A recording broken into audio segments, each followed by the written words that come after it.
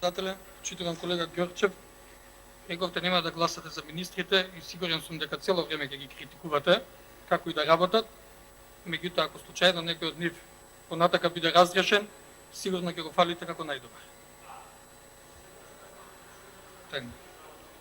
За во делот на шајките и бандерите.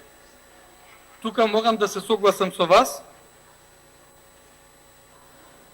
Ако може да се слушнеме.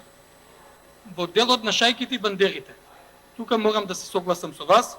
Тука, еве, јас лично ви признавам. Не можеме со вас, затоа бевте махери.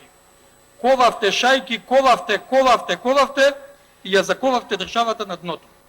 На дното на Балканот, на дното во Европа. И со бандерите добро видеше, толку бандери поставивте, дури и на сред автопат ги бетониравте, ама државата во мрак. Бевме заробена држава.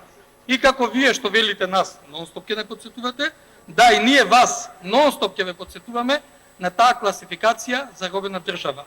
Не заради нешто друго, само од една единствена причина, за никогаш да не се повтори повеќе.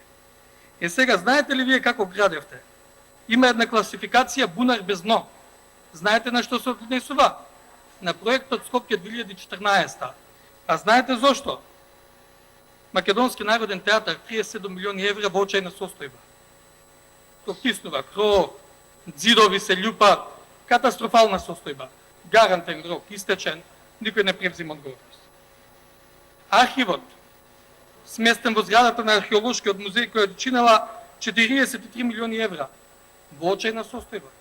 Вреден археолошки материјал, имаше опасност да биде уништен. Кривичниот суд 11 милиони евра.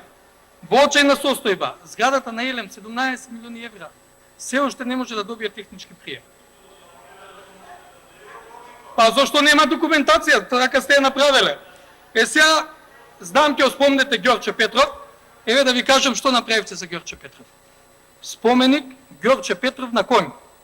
На 50 метра од постоечкиот споменик во паркот. Знаете колку чиенеше? Над 500.000 евра. Ви благодарам.